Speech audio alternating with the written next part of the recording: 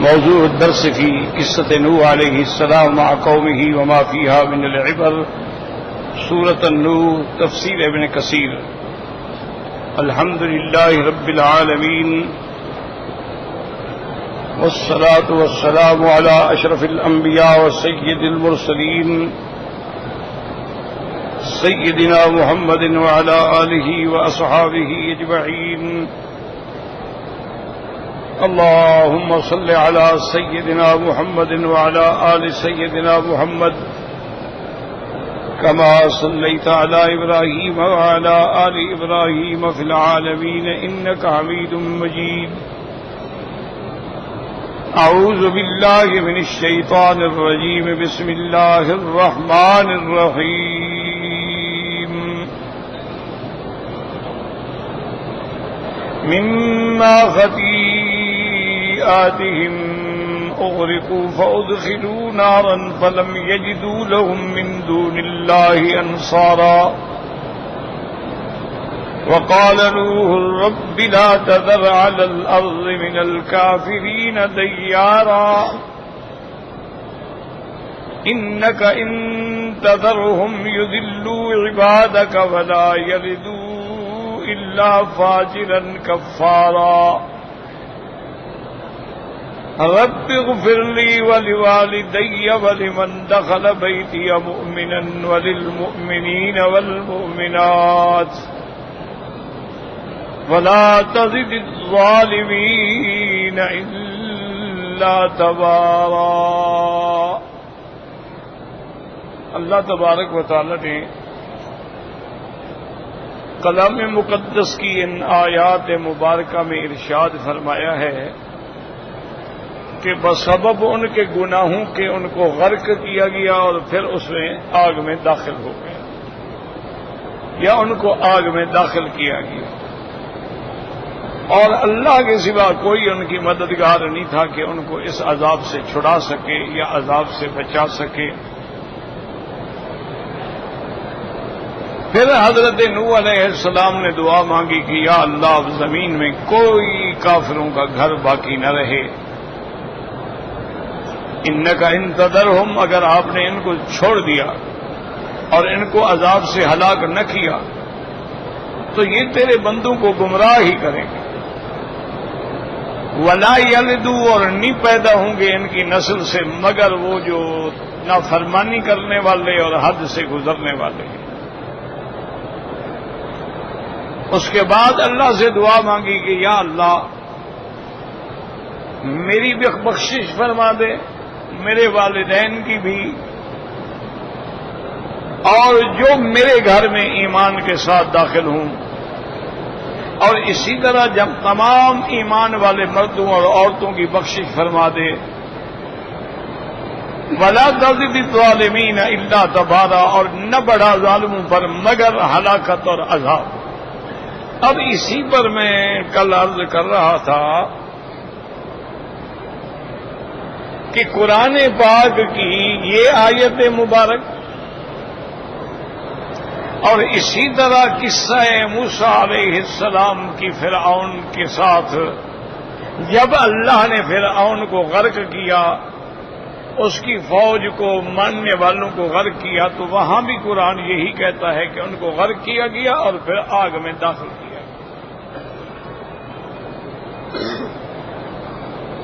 اور اسی طرح دوسری آیت میں آتا ہے کہ قیامت کے دن اللہ حکم دیں گے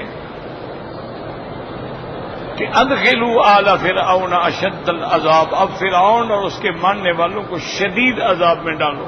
تو معنی یہ ہے کہ وہ عذاب الگ تھا، یہ عذاب الگ ہے.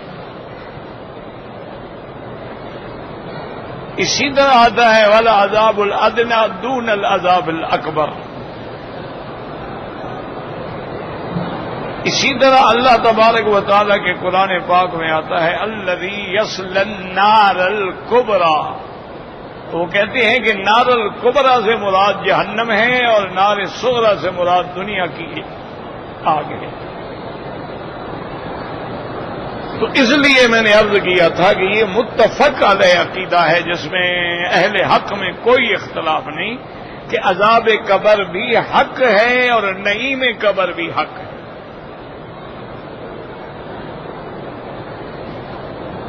اور قبر سے مراد بھی یہی دنیا کی قبریں ہیں.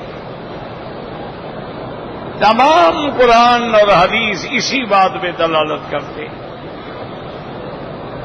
ثم اماتہ فاکبر اذ القبور بعثرت یخرجون من الاجداث سراعا کأنهم الى نصب یوفضون وهم من كل حدب ينسلون.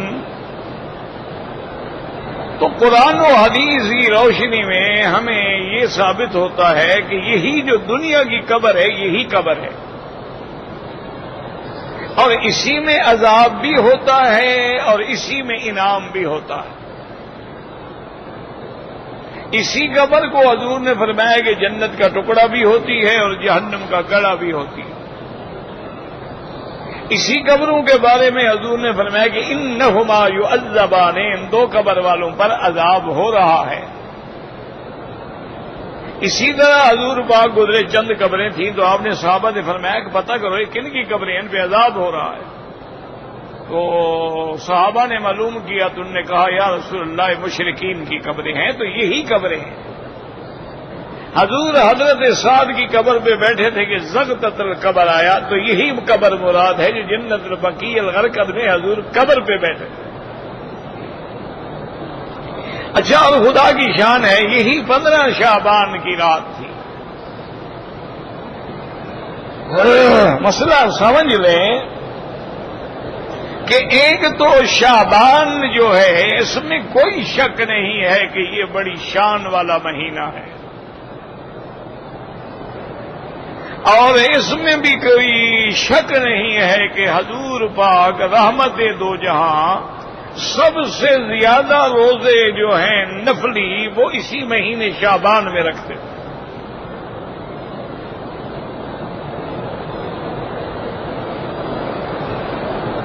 اور شعبان جو ہے یاد رکھو اس کو شعبان کیوں کہتے ہیں؟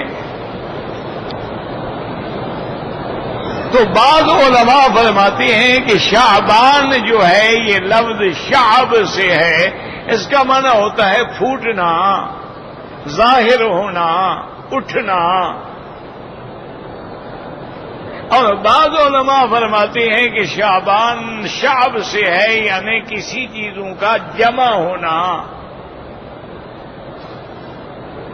اور بعض علماء فرماتے ہیں شعب جو ہے یہ شعب سے ہے یعنی دو پہاڑوں کے درمیان جو وادی راستہ ہوتا ہے اس کو شعب کہتے ہیں.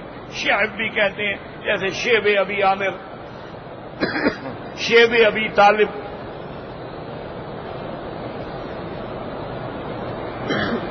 اور اسی لیے حضور پاک نے فرمایا یہ رجب اور رمضان کے درمیانی مہینہ ہے.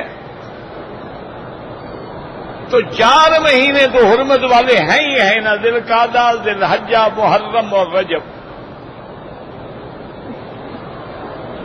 اور جب شعبان کا مہینہ آتا تھا تو حضور پاک رحمت دو عالم صلی اللہ علیہ وسلم ہمیشہ دعا بھی فرماتے تھے اللہم بلغنا رمضان کما بلغتنا شعبان. یا اللہ ہمیں رمضان بھی نصیب فرما جیسے تو نے ہمیں شعبان نصیب کیا.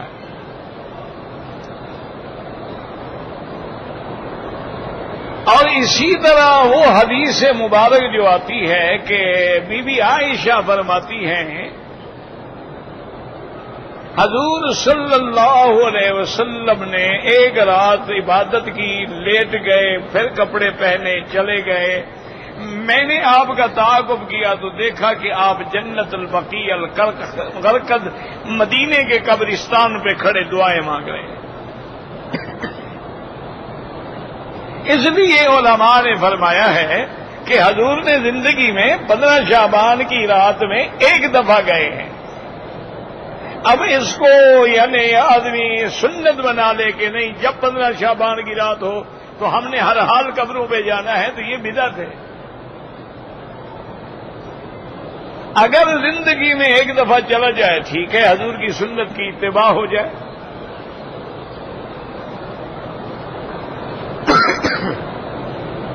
اور اس میں حضور صلی اللہ علیہ وسلم نے یہ بھی فرمایا کہ عائشہ، اللہ نے میری دعا سے بنو کلاب قبیلے کی جتنی بکریاں ہیں نا، ان کے بالوں کے برابر میری امت کو بخش دیا ہے۔ اور یہ بھی روایات میں آتا ہے کہ اس رات میں اللہ کی خصوصی رحمتیں ہوتی ہیں اور اللہ اپنے تمام بندوں کو معاف کر دیتے ہیں۔ ایک تو مشرک کو معاف نہیں کیا جاتا، اور ایک جو دل میں کسی کے لیے کینہ اور حسد اور بغض رکھتا ہے اس کو بھی معاف نہیں کیا جاتا۔ اور ایک روایت میں ہے کہ جو بدکاری پر عورت ہے یا مرد ہے، یعنی زنا پہ مصر ہے، اس کو بھی معاف نہیں کیا جاتا۔ ہاں، توبہ کر لے تو توبہ سے تو ہر چیز معاف ہو جاتی ہے، معنی یہ ہے کہ اس رات کی عمومیت کی وجہ سے معاف نہیں ہوگا۔ اگر توبہ کرے گا تو بڑے سے بڑا گناہ بھی معاف ہو جاتا ہے۔ اور اسی لیے اب آپ یہ سمجھ لیں کہ شعبان کے پہلے حصے میں روزہ رکھنا یہ تو حضور سے ثابت ہے، صرف 15 کا روزہ رکھنا قطعاً ثابت نہیں ہے۔ جو لوگ ویسے رکھتے ہیں، سوموار کا روزہ اور خمیس کا، اتفاق سے کل خمیس ہے، وہ بالکل رکھیں۔ اسی طرح 15 شعبان کے بعد کے جو روزے ہیں اس میں بھی حضور نے منع فرمایا ہے کہ 15 شعبان کے بعد روزے نہ رکھیں۔ ہاں، وہ جو آپ ہمیشہ رکھتے ہیں، خمیس جمعرات وہ سوموار اور جمعرات وہ رکھا کریں، لیکن زیادہ طاقت آپ میں طاقت آئے اور استقبال رمضان کے لیے آپ تیار ہو جائیں۔ اسی طرح یاد رکھیں کہ بہت ساری روایات آئی ہیں، بہقی میں بھی ہیں، کنز العمال میں بھی ہیں، اسی طرح غنیت الطالبین میں بھی ہیں، لیکن کوئی صحیح حدیث مبارک نہیں ملتی۔ بعض علماء نے جو فرمایا کہ اس رات میں رزق لکھا جاتا ہے، عمر لکھی جاتی ہے، جن لوگوں نے حج پہ آنا ہے ان کے نام لکھے جاتے ہیں، تو یہ مراد نہیں ہے، وہ لیلۃ القدر مراد ہے، اس سے یہ رات مراد نہیں ہے۔ قرآن پاک میں جو آیا ہے انا انزلناہ فی لیلۃ مبارکۃ، اس سے مراد جو ہے وہ لیلۃ القدر ہے، چونکہ قرآن دفعی طور پر یعنی ایک ہی دفعہ جو اترا ہے وہ لیلۃ القدر میں اترا، انا انزلناہ فی لیلۃ القدر، اور لیلۃ القدر جو ہے وہ رمضان میں ہوتی ہے، تو لہذا یہ بات تو صحیح حدیثوں میں ثابت نہیں ہے کہ اس رات میں رزق لکھا جاتا ہے یا اس کے اولاد لکھی جاتی ہے یا حج والوں کے نام لکھے جاتے ہیں یا پورے سال میں جس نے پیدا ہونا ہے، جس نے مر جانا ہے، اس کا ریکارڈ فرشتوں کے حوالے کیا جاتا ہے، یہ تو نہیں ہے، وہ تو لیلۃ القدر ہے۔ لیکن اس میں کوئی شک نہیں ہے، بڑے بڑے تابعین نے، بڑے بڑے اولیاء اللہ نے، بڑے بڑے علماء نے یہ فرمایا کہ انفرادی طور پر جتنا ہو سکے عبادت کرو، تلاوت قرآن کرو، نفلیں پڑھو، اللہ سے دعائیں مانگو، زیادہ سے زیادہ رات میں حصے میں عبادت کرو، زیادہ سے زیادہ تہجد کے وقت میں اللہ کی طرف توجہ کر کے دعائیں کریں۔ لیکن کچھ اس مہینے کے منکرات بھی ہیں کہ بعض لوگ جو ہیں وہ اس مہینے میں حلوہ پوری بناتے ہیں یا میٹھے چاول پکاتے ہیں، یہ بدعات ہیں، اور بعض لوگ جو ہیں وہ اس مہینے میں رات کو اکٹھے ہو کر نفلی جماعتیں کرتے ہیں، یہ بھی بالکل ناجائز ہے۔ اور اسی طرح سے ایک لوگوں نے رواج بنایا ہوا ہے، اس کو کہتے ہیں صلاۃ الفیہ۔ الفیہ کا کیا معنی؟ وہ کہتے ہیں 100 رکعت پڑھو اور ہر رکعت میں 10 دفعہ سورت اخلاص پڑھو، یہ بھی خالص بدعت ہے، کبھی حضور پاک نے ایسی نماز نہیں پڑھی ہے۔ اور اسی طرح اس مہینے میں آتش بازی کرنا، اس مہینے میں چراغاں کرنا، اس مہینے میں لائٹنگ کرنا، اس مہینے میں اچھے اچھے کھانے پکا کے رشتہ داروں کے گھر میں بھیجنا، اور یہ تصور کرنا کہ آج جتنے کھانے اچھے ہم دیں گے ہمارے رزق میں برکت ہوگی، یہ غلط بات ہے۔ اس کا اس مہینوں سے قرآن و حدیث کی روشنی میں اس سے کوئی تعلق نہیں۔ البتہ اس میں کوئی شبہ نہیں کہ سارا مہینہ رحمت والا، سارا مہینہ برکت والا، اور حضور پاک نے سب سے زیادہ روزے اس میں رکھے ہیں۔ بلکہ ایک روایت میں یہ بھی آیا ہے، حضور پاک سے پوچھا گیا کہ سب سے افضل روزے کون سے ہیں، تو آپ نے فرمایا کہ رمضان کے بعد افضل روزے جو ہیں وہ شعبان کے ہیں۔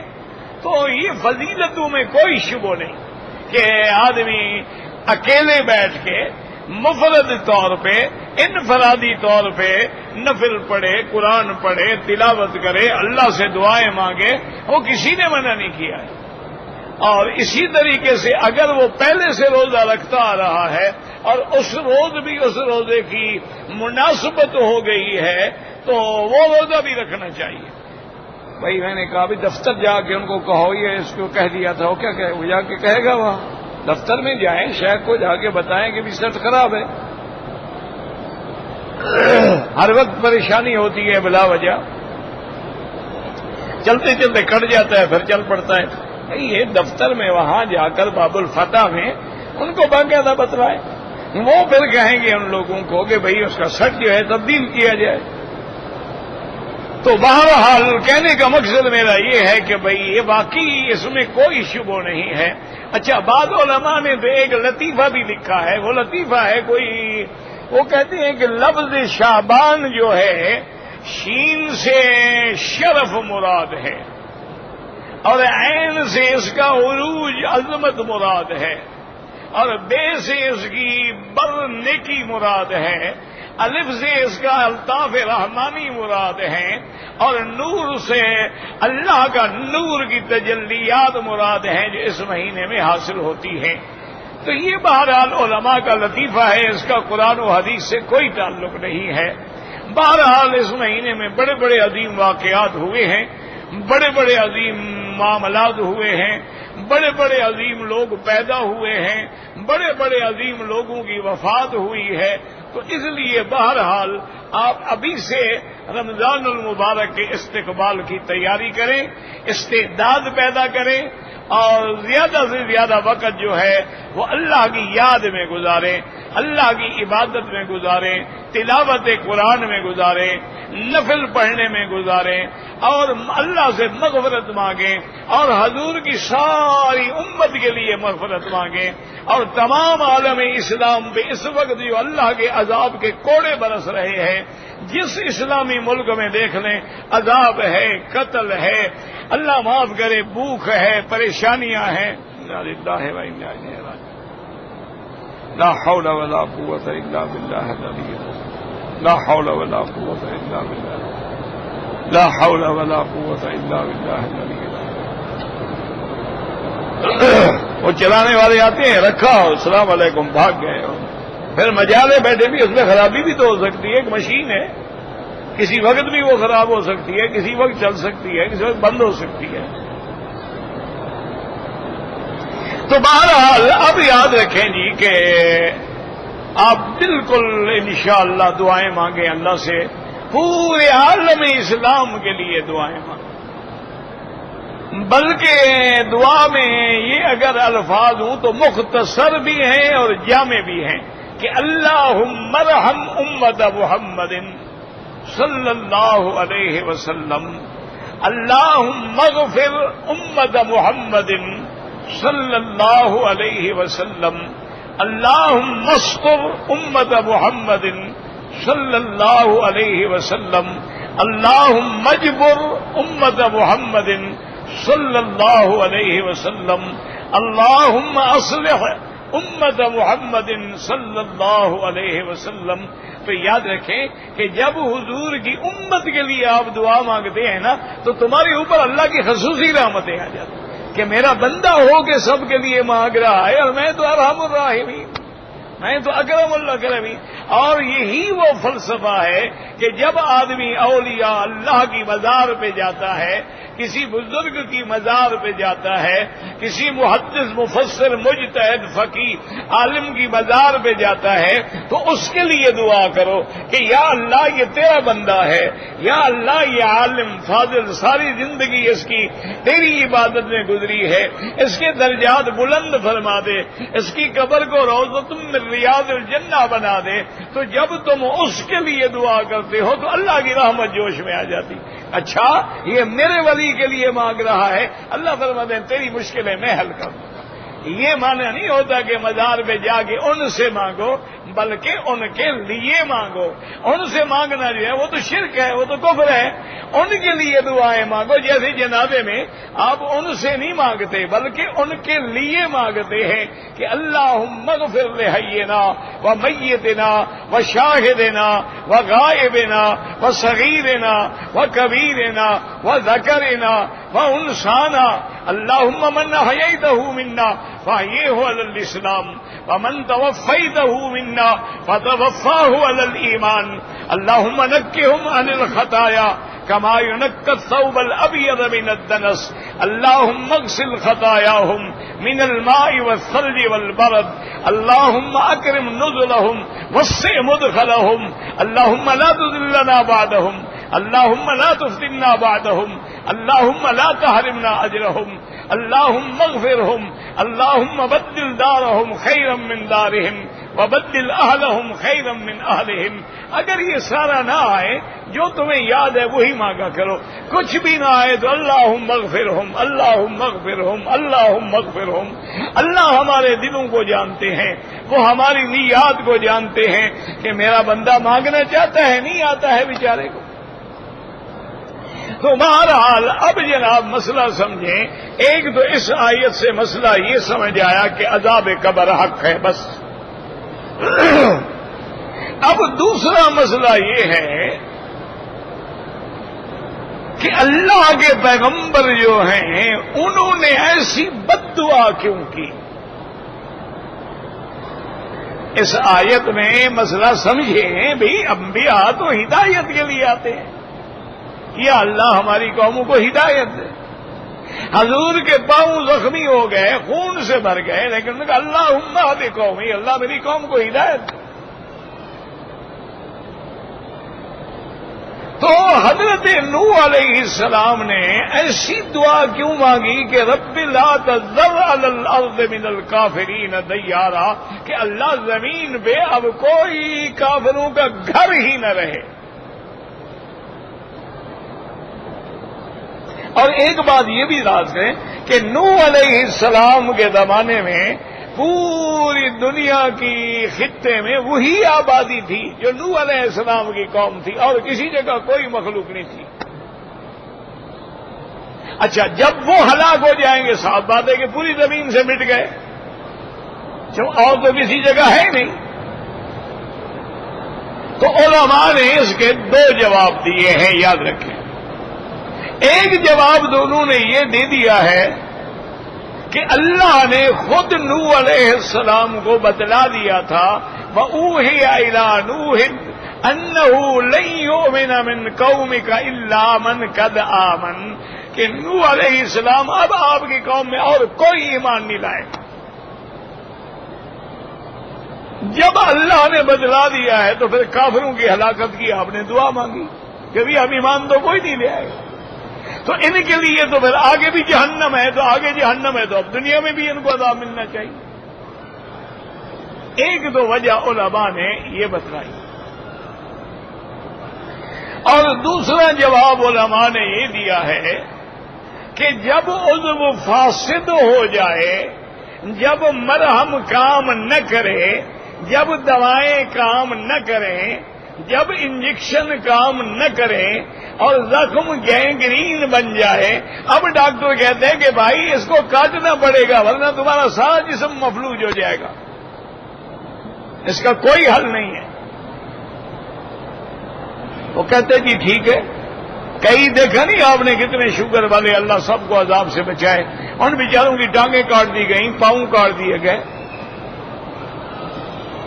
کہ علاج ہی نہیں ہو سکتا، تو جب اس قوم وہ ناقابل علاج رہ گئی تو یہاں اگر عضو کاٹنے کی اجازت ہے تو وہاں ایسی قوموں کو ہلاک کرنے کی بھی اجازت ہے۔ اس لیے نوح علیہ السلام نے دعا مانگی، دو باتیں آ گئیں۔ اور تیسرا مسئلہ اس میں یہ بھی ہے، یاد رکھیں کہ نوح علیہ السلام نے یہ بات کی کہ انک ان تذرہم، اگر آپ نے ان کو چھوڑ دیا، یضلوا عبادک، یہ تیرے بندوں کو گمراہ کریں گے، ہدایت نہیں کریں گے، اور آئندہ جو ان کی نسلیں پیدا ہوں گی وہ بھی کافر ہوں۔ اسی سے ہمارے بعض اہل بدعت حضرات جو ہیں وہ دلیل پکڑ لیتے ہیں کہ جی انبیاء کو تو اتنا علم غیب ہے کہ جو ارحام میں ہے، جو ماؤں کے رحم میں ہے، اس کے بارے میں بھی پیغمبر جانتے ہیں۔ حالانکہ یاد رکھو یہ تو نص ہے، اللہ رحمت کرے، مر گئے ہیں تو اللہ بخش دے، کیا کہہ سکتے، مرنے والے کی برائی تو نہیں کی جاتی، اور اگر زندہ ہیں تو پھر اللہ ہدایت، کہ حضور نے فرما دیا کہ خمس لا یعلمہن الا اللہ، 5 چیزیں ہیں جن کو اللہ کے سوا کوئی نہیں جانتا، ان میں ایک ہے ان اللہ عندہ علم الساعۃ وینزل الغیث ویعلم ما فی الارحام، اللہ فرماتے ہیں کہ اس کا علم کسی کو نہیں ہے۔ یہ جو ہے نا جی الٹرا ساؤنڈ کرا لینا، یہ تو متاحت الاسباب ہے، ما فوق الاسباب، کسی کو علم نہیں ہے۔ گھڑی دیکھ کے ٹائم بتلا دینا، اس میں کون سا علم غیب ہے؟ اکثرے کر کے بتا دینا کہ ہڈی ٹوٹی ہے یا نہیں ٹوٹی ہے، یہ کون سا علم غیب ہے بھائی؟ معنی یہ ہے کہ پوری کائنات میں اس وقت جو مخلوق ہے، انسان ہیں، جن ہیں، پرندے ہیں، حیوان ہیں، ان کے ارحام میں کیا ہے وہ اللہ کے سوا کوئی نہیں جانتا۔ اور دوسری بات یہ ہے کہ الٹرا ساؤنڈ زیادہ سے زیادہ آپ کو یہ بتا دے گا کہ لڑکا ہے یا لڑکی ہے، لیکن یہ تو نہیں بتائے گا کہ جنتی ہے یا جہنمی ہے، یہ تو نہیں بتائے گا کہ شقی ہے یا سعید ہے، یہ تو نہیں بتائے گا کہ اس کی عمر 50 سال ہے یا 100 سال ہے، یہ تو علم صرف اللہ کو ہے، وہ تو اس ماں کو بھی نہیں ہے جس نے پیٹ میں اٹھایا ہوا ہے۔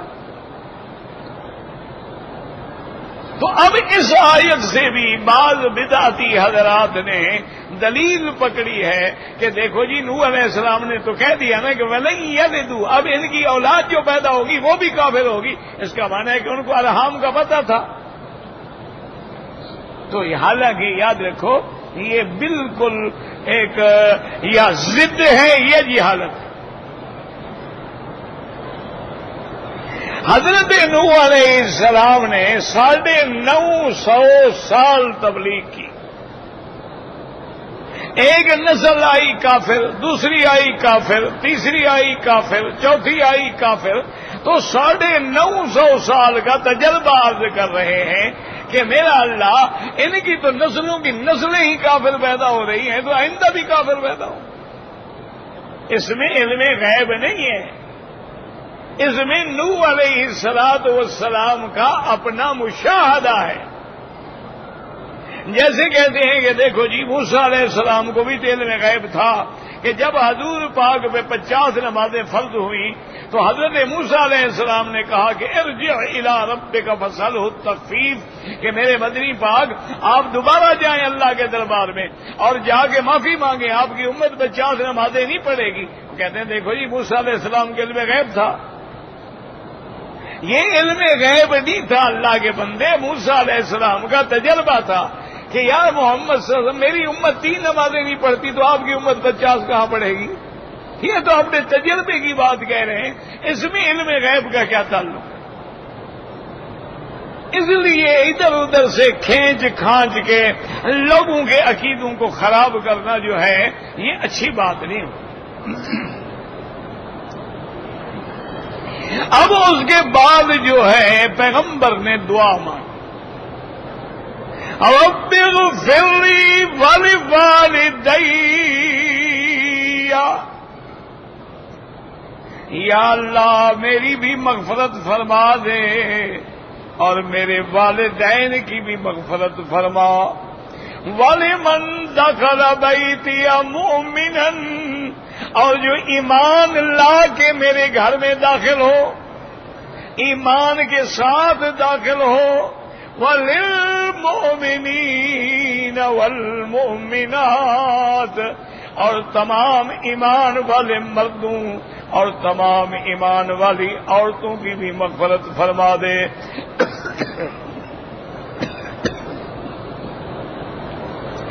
اب علماء نے یہ لکھا ہے کہ مغفرت کی دعا مانگنا، نبی تو گناہوں سے پاک ہوتا ہے، معصوم ہوتے ہیں، لیکن علماء نے فرمایا کہ اصل وجہ یہ ہے، اس دعا کا معنی یہ ہے کہ یا اللہ اگر کبھی بشری تقاضے کے تابع مجھ سے کوئی غلطی ہو جائے، مجھ سے کوئی کمی ہو جائے تو مجھے اس کی بھی معافی عطا فرما دے. کیونکہ انبیاء سے بھی تقاضا بشریت کے مطابق بات ہو سکتی ہے. جیسے کہ نوح علیہ السلام نے اپنے بیٹے کے لیے بخشش مانگی، جب بیٹے نے انکار کر دیا، کفر پہ اڑ گیا، حضرت اللہ پاک کے جلال سے غرق ہو گیا، تو نوح علیہ السلام پکار اٹھے، اللہ سے دعا مانگی، وَنَادَى نُوحٌ رَبَّهُ، اے میرے اللہ رحم کر، ان ابنی من اہلی وان وعدک الحق وانت احکم الحاکمین. میرا اللہ یہ میرا بیٹا ہے اور میرے نسب سے ہے، میری صلب سے ہے، میرے اہل سے ہے، بنایا ہوا بیٹا نہیں. ان ابنی من اہلی وَإِنَّ وَعْدَكَ الْحَقُّ، اور میرا اللہ تیرا وعدہ بھی سچا ہے کہ میں تجھے پناہ دوں گا. میرا اللہ میرے بیٹا غرق ہو رہا ہے، پناہ دے دے. تو فوراً نتاب آ گیا، یا نوح انہ لیس من اہلک، نوح علیہ السلام یہ تیرے آل سے نہیں ہے، اس کا عقیدہ وہ نہیں، اس کا عمل وہ نہیں جو تیرا ہے.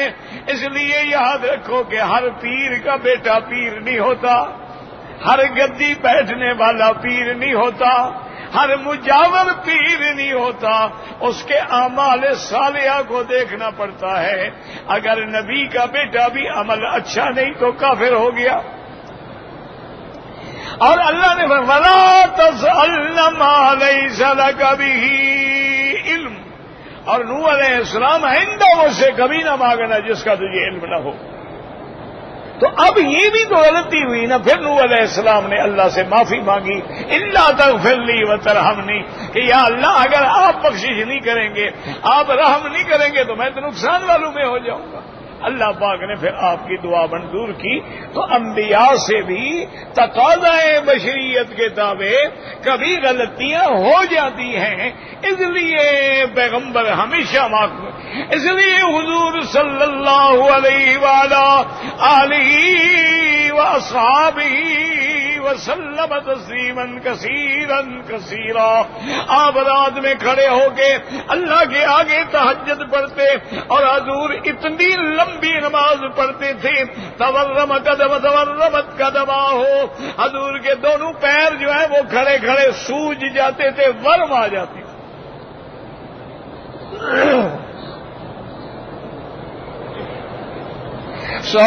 ایک حدیث میں کہ بی بی عائشہ نے عرض کیا، ایک حدیث میں کسی دوسرے صحابی کے بارے میں بھی ہے، بہرحال بات ایک ہے. انہوں نے کہا کہ یا رسول اللہ صلی اللہ علیہ وسلم، اللہ نے تو قرآن نازل کر کے بتلا دیا ہے، لِيَغْفِرَ لَكَ اللَّهُ مَا تَقَدَّمَ مِن ذَنبِكَ وَمَا تَأَخَّرَ، نبوت سے پہلے یا نبوت کے بعد آپ کی جو بھی غلطیاں اللہ نے فرمایا ہم نے معاف کر دی ہیں.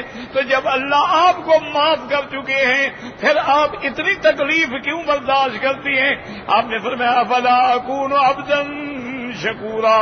آپ نے فرمایا عائشہ کیا تم یہ نہیں چاہتی ہو کہ میں اپنے اللہ کا شکر گزار بندہ بنوں کہ جس نے مجھ پہ اتنی انعام کیا ہے پھر میں اس کا شکر کروں. اس لیے ہمیشہ یاد رکھیں کہ حضرت نوح علیہ السلام نے بھی دعا مانگی رب اغفر لی ولیوالدی. یہاں سے بھی علماء نے فرمایا کہ آدمی ہمیشہ اپنے والدین کے لیے بھی دعا مانگے. قل رب ارحمہما کما ربیانی صغیرا. اور کبھی اولاد کی دعاؤں سے والدین کو جنت میں وہ مقام مل جاتا ہے جو ان کو نہیں ملنا تھا. ہمیشہ والدین کے لیے بھی. اسی لیے حضرت ابراہیم کی دعا میں ربنا اغفر لی. لیکن اگر والدین کفر پہ مر جائیں تو پھر دعا مانگنا جائز نہیں ہے. اگر والدین مشرک تھے، کافر تھے، غیر اللہ کے پجاری تھے، غیر اللہ کو پکارنے والے تھے، پھر ان کی بخشش نہیں ہوتی. ورنہ والدین کے لیے ہمیشہ دعا مانگا کریں. والدین کے لیے جو بندہ دعا مانگتا ہے اس میں اللہ کی خصوصی رحمتیں ہیں. اس لیے فرمایا رب اغفر لی ولوالدی ولمن دخل بیتی مؤمنا. بعض علماء نے فرمایا کہ بیتی سے مراد ہے مسجدی. یا اللہ جو میری مسجد میں آ جائے یا جو میرے گھر میں آ جائے، لیکن شرط یہ ہے ایمان والا ہو. اور جتنے ایمان والے مرد ہیں یا عورتیں ہیں اللہ سب کی مغفرت فرما دے. اور اس کے بعد فرمایا ولا تزد الظالمین الا تبارا. تبارا مانا ہلاکن. کافروں کے لیے زیادتی ہلاکت میں ہے، زیادہ عذاب دے دے، ان کو ہمیشہ کے لیے برباد کر دے. اللہ کی دعا، اللہ نے دعا منظور فرمائی اور صفا ہستی سے تمام مخلوق جو تھی وہ مٹ گئی. صرف وہ لوگ باقی رہے جو حضرت نوح کی کشتی میں تھے اور وہ کل 80 آدمی تھے. ان میں 40 مرد تھے اور 40 عورتیں تھیں. اور حضرت نوح علیہ السلام کی کشتی جو ہے وہ جبل جودی کے ساتھ جا کے ٹکرا کے ٹھہری.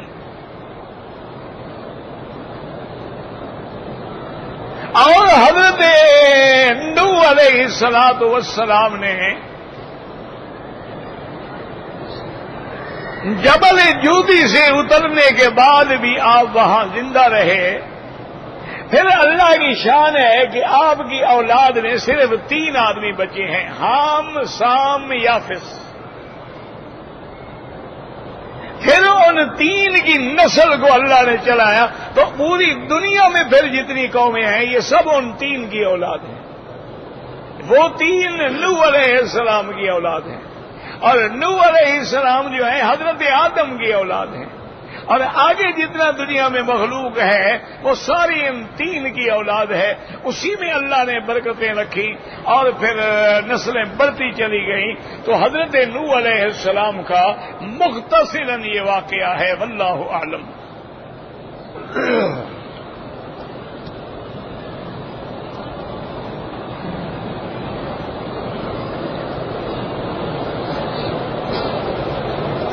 کہتے ہیں جی کہ اگر 4 رکعت والی نماز ہے، پہلی رکعت میں اس نے سورت اخلاص پڑھی، دوسری رکعت میں سورت الفلق پڑھی، اب تیسری رکعت میں اس نے سورت والناس پڑھی. اب قرآن تو ختم ہو گیا، اب چوتھی رکعت میں بیچارہ کیا کرے؟ اسی سورت کو دوبارہ پڑھ لیں. کیا ہو جائے گا جی؟ حضور پاک نے تو ساری رات ایک رکعت ایک آیت میں ساری رات نماز پڑھی ہے، صرف اسی آیت کو دہراتے رہے. ان تعذبهم فانهم عبادك وان تغفر لهم فانك انت العزيز الحكيم. اگر تم پھر قل اعوذ برب الناس کو پڑھ لو تو کوئی مسئلہ نہیں، اور اگر تم پھر سورت بقرہ کی ابتدائی آیات الف لام میم ذالک الکتاب سے پڑھ لو تب بھی کوئی بات نہیں، کوئی منع نہیں ہے.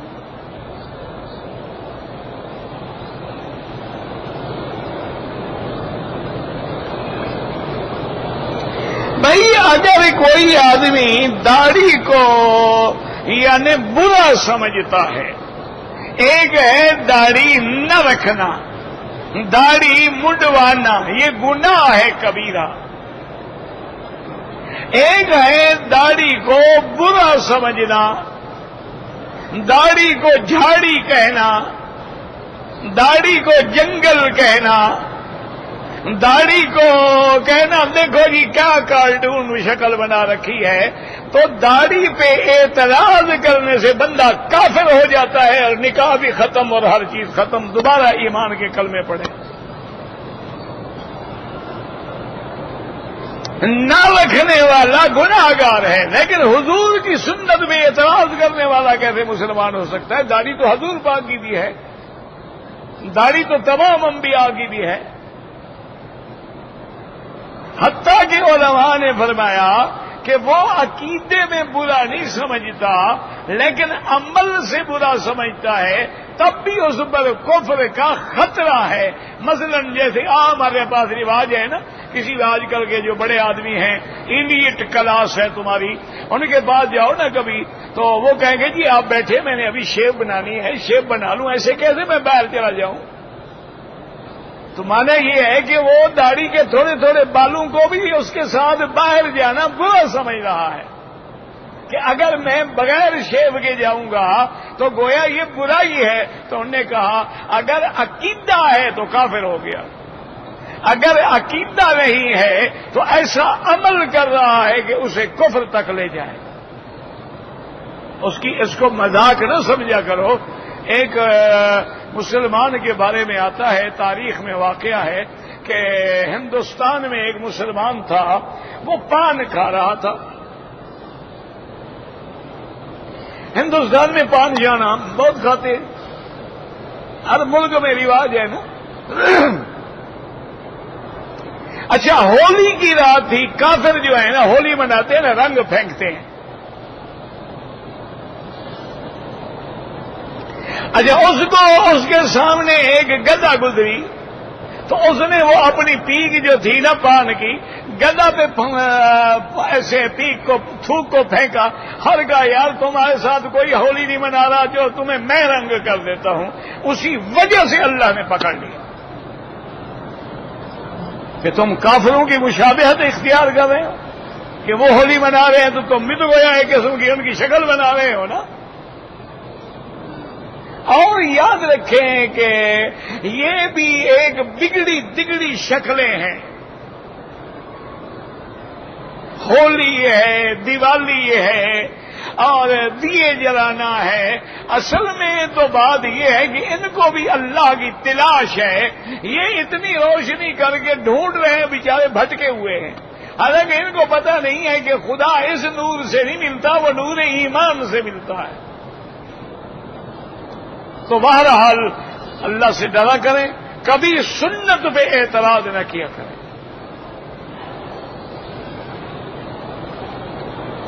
اگر کیا ہے توبہ کرو، کلمہ شریف پڑھو، استغفار کرو، اور آئندہ ایسی بات منہ سے نکالنے عہد کرو کہ نہیں نکالوں گا۔ کہ لا یزنی الزانی حین یزنی وہو مؤمن، یعنی کہ علماء کہتے ہیں یعنی کمال ایمان ہوتا تو اس سے زنا نہ ہوتا، اور بعض علماء کہتے ہیں نہیں، حقیقتاً ایمان کو نکال لیا جاتا ہے، پھر توبہ کرتا ہے تو ایمان لوٹ آتا ہے۔ اگر اس نے آمدن نماز چھوڑی ہے تو عمل برباد ہو جائیں گے، اس میں کیا شک ہے۔ اوقات مکروہ جو ہیں وہ سورج نکلنے تک اور در سورج ڈوبنے کے بعد نماز پڑھ سکتے ہیں۔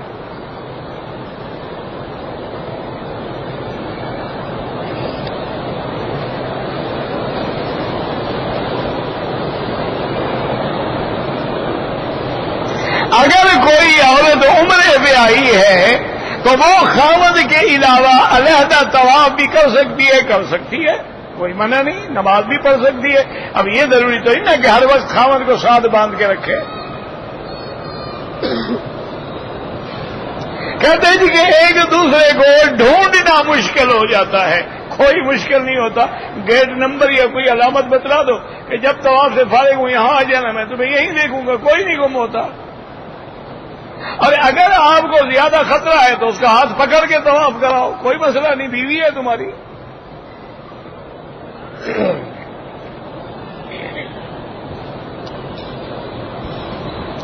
شب برات کا کوئی روزہ نہیں ہے۔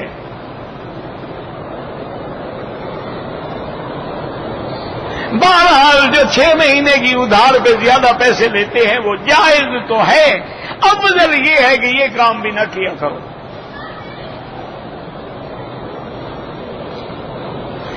اسٹیٹ لائف ہو یا کوئی انشورنس ہو یا بینک ہو، اس میں نوکری نہ کریں۔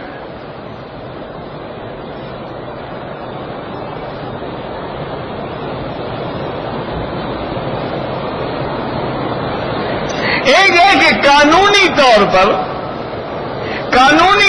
پہ اگر جیسے کوئی سفر کرتا ہے، آج کل حکومتیں کہتی ہیں پہلے لازم انشورنس کراؤ، وہ تو ہم مجبور ہیں نا، ہم خود تو نہیں کرا رہے۔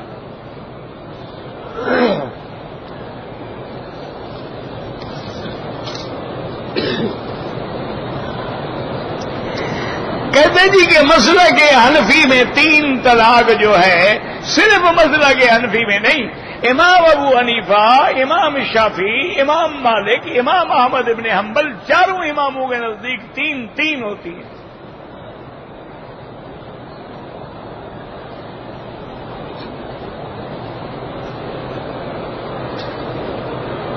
طواف کے بغیر حجر اسود کو بوسہ دینا بدعت ہے۔ مدینہ منورہ کی حاضری میں تمام وظیفے چھوڑ کے سب سے زیادہ درود شریف پڑھیں اور جتنے دن وہاں رہیں قرآن شریف کی تلاوت کریں، ادب سے رہیں، مسجد میں بیٹھ کے کبھی باتیں نہ کریں اور ادب سے چلتے ہوئے خشوع و خضوع سے جا کے صلاۃ و سلام عرض کریں اور دعا اللہ سے مانگیں، اور جتنا دن رہیں بس درود شریف چلتے ہوئے، بیٹھتے ہوئے، اٹھتے ہوئے، مسجد میں، باہر، ہر جگہ زبان پہ درود شریف۔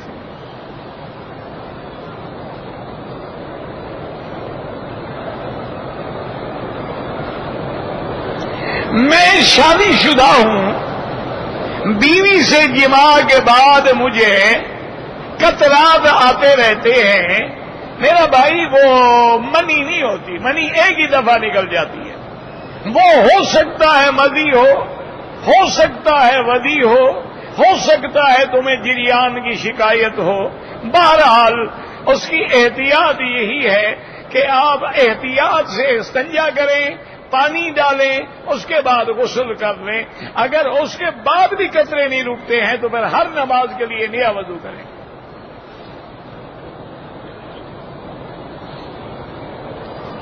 بیت اللہ کی تصویر اتارنا تو حرام نہیں ہے، بندوں کی تصویر اتارنا حرام ہے۔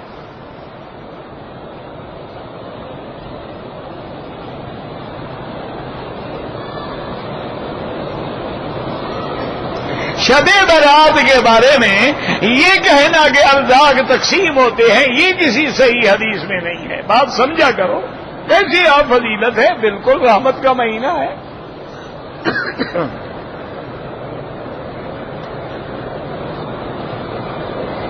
ہر نماز کے لیے وضو الگ کریں اور نیچے اندر بھی رکھ لیں، اس کو دھو لیا بس۔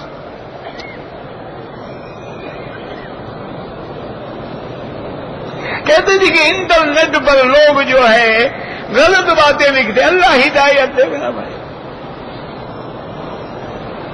اگر امام جب آمین کہتا ہے تو آمین کہنا تو حدیث سے ثابت ہے، فرق صرف یہ ہے احناف کہتے ہیں کہ آمین آہستہ کہے اور حنابلہ فرماتے ہیں کہ آمین زور سے کہے۔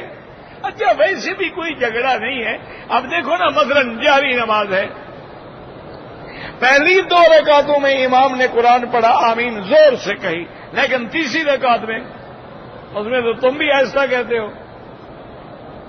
اچھا ظہر کی 4 رکعتوں میں تم بھی آمین آہستہ کہتے ہو، عصر کی 4 رکعتوں میں تم بھی آمین آہستہ کہتے ہو، تو یہ جھگڑا ہے ہی نہیں، لوگوں نے جھگڑا بنا رکھا ہے۔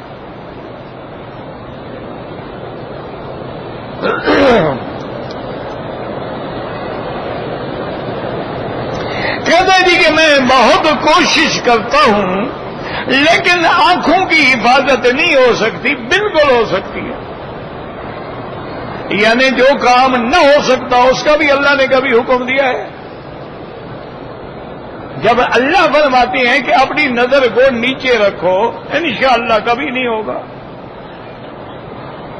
اور دوسرا، ہر نماز کے بعد 7 دفعہ لا حول ولا قوت الا باللہ العلی العظیم یہ پڑھا کرو اور دعا کیا کرو کہ یا اللہ مجھے اپنی نظروں کی خیانت سے بھی بچا دے۔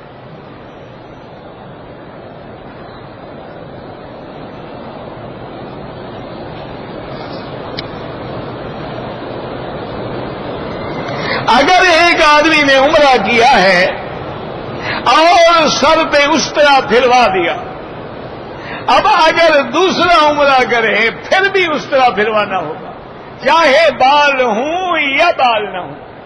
اللہ کو ہمارے بالوں کی ضرورت نہیں ہے، تعمیر حکم مراد ہوتا ہے کہ ہم نے اللہ کے حکم کے آگے گردن جھکا دی، بال نہیں ہے تو ہم کیا کریں؟ اچھا، گنجا آدمی بھی عمرہ کرے تب بھی اس طرح پھروائے گا؟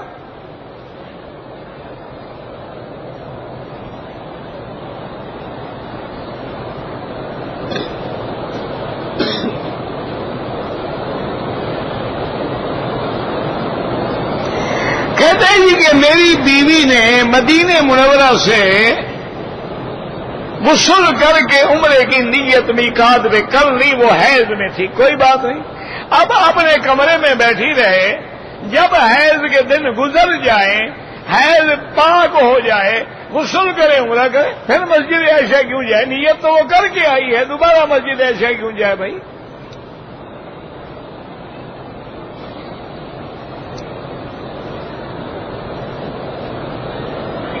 میں نے ایک عمرہ کیا سارے خاندان کے لیے، نہیں ہوتا جناب، ایک کے لیے ایک۔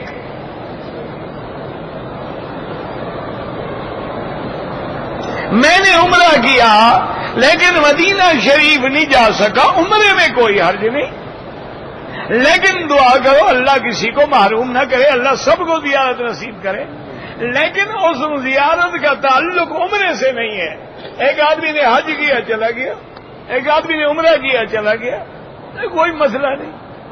اچھا، بعض عاشقوں کی بھی عجیب باتیں ہوتی ہیں، یہ حدیث قرآن نہیں، یہ عاشق کی بات ہے۔ کہتے ہیں، میں نے خود نہیں پڑھا ہے، تاریخ میں ویسے کہتے ہیں، ذکر ہے کہ مولانا روم جب آئے نا، جنہوں نے مثنوی لکھی، جب حج پڑھنے کے لیے آئے تو حج پڑھ کے چلے گئے، تو کسی نے کہا کہ اتنا بڑا عاشق ہے یہ، ساری زندگی حضور کے عشق میں اس نے نعتیں لکھی ہیں۔ اس نے کہا حضرت آپ مدینہ شریف نہیں گئے؟ کہنے لگا بھائی مجھے شرم آتی ہے کہ میں حج کرنے کی نیت سے گیا تھا اور پھر مدینے جاؤں تو شاید اللہ کی آمد میں کہنے آئے تو تم حج پہ تھے نا، ادھر تو تم ویسے آ گئے نا، اب میں صرف مدینے جاؤں گا۔ یہ عشق کی باتیں ہیں، محبت کی باتیں۔ اسی لیے علماء نے ایک یہ بھی بات لکھی ہے کتابوں میں کہ آدمی جب اپنے ملک سے آ رہا ہے پہلے مدینہ جائے یا مکہ جائے۔ بعض علماء فرماتے ہیں پہلے مدینے جائے، اور بعض علماء فرماتے ہیں کہ نہیں، پہلے مکہ آئے، گناہوں سے پاک صاف ہو کے پھر مسجد نبوی میں قدم رکھے۔ تو دونوں عاشقانہ طریقے ہیں، کوئی بات نہیں۔ باقی آج کل تو ہمارے بس میں بھی نہیں ہوتا، جہاں انہوں نے جہاز میں بھیج دیا، ہم کیا کر سکتے ہیں؟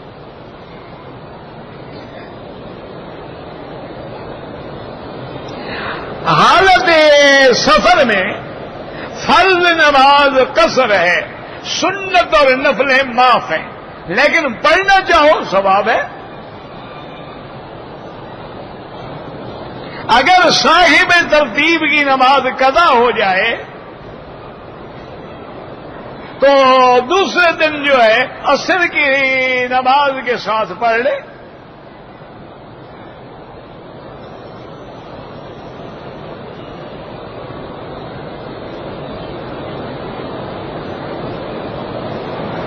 میں عمرے کے لیے آیا تھا طواف کرنے کے بعد والدہ گم ہو گئی، ڈھونڈتے صبح ہو گئی، صبح مل گئی، ہم نے صفا مروا بھی نہیں دوڑا، بال بھی نہیں کاٹے، ماشاءاللہ تو عمرہ کیا کیا تم نے؟ یعنی ماں مل گئی، شکر کیا کہ جان چھوٹی، السلام علیکم، بھی آئندہ عمرے پہ نہیں آؤں گا، ماں گم ہو جاتی ہے۔ اللہ کے بندے عمرہ بھی کرو اور دم بھی ادا کرو۔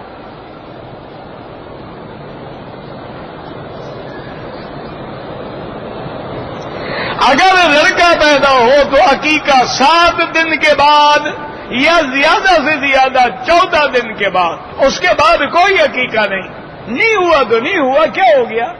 ایک غریب آدمی، اس کے گھر میں روٹی نہیں ہے، عقیقہ کہاں سے کرے گا؟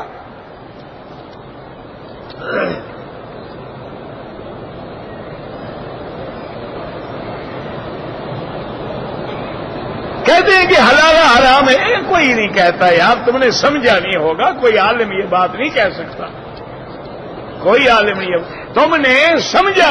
فَلَا تَحِلُّ لَهُ مِن بَعْدُ حَتَّىٰ تَنكِحَ زَوْجًا غَيْرَهُ، یہ تو قرآن ہے۔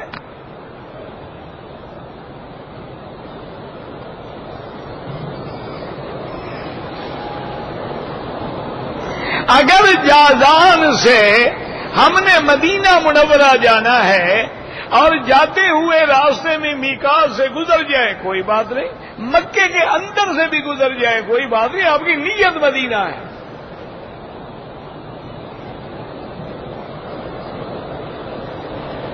بہرحال جو حرم میں کام کرتے ہیں، اگر پلید پانی کے چھینٹے ہیں تو بالکل کپڑے بدل کے نماز پڑھیں۔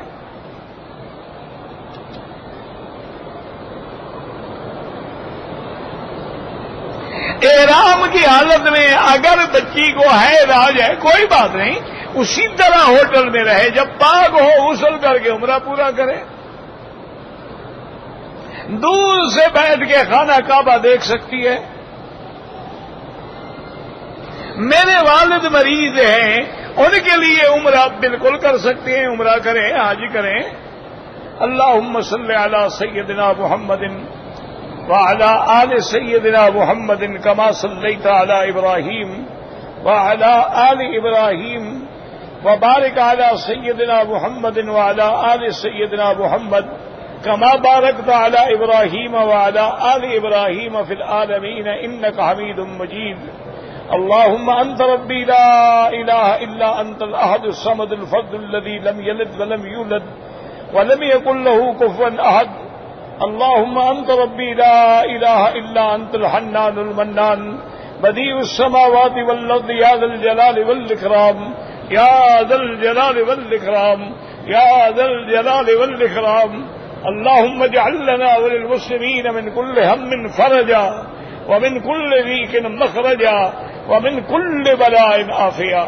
اللهم ارحم ضعفنا واجبر كسرنا واشفنا واشف مرضانا وارحم موتانا واستجب دعاءنا ولا تخيب رجاءنا برحمتك يا ارحم الراحمين۔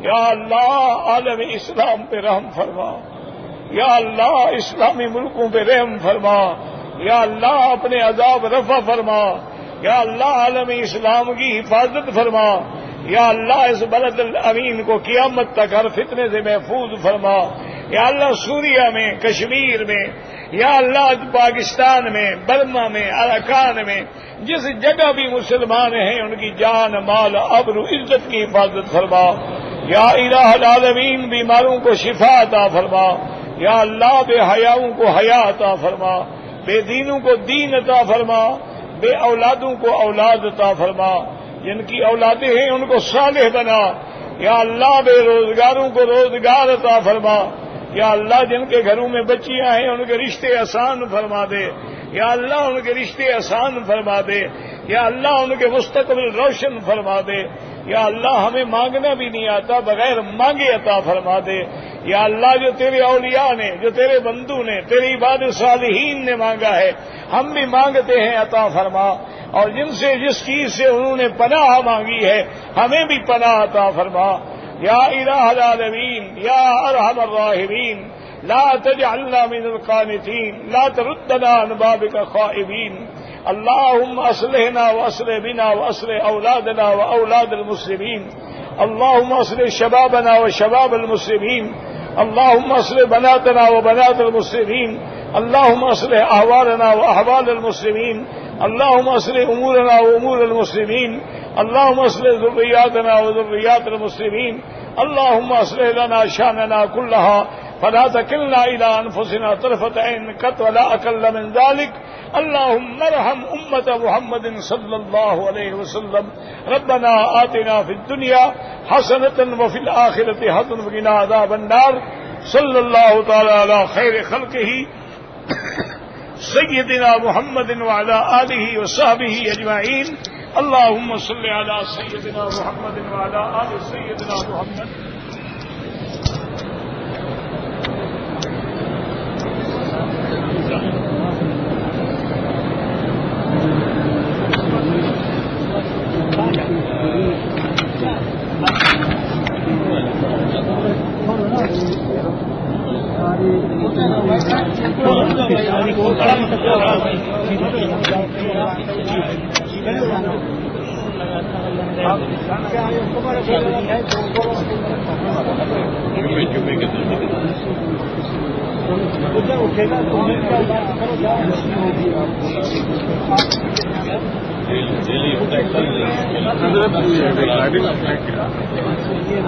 ریکارڈنگ ہے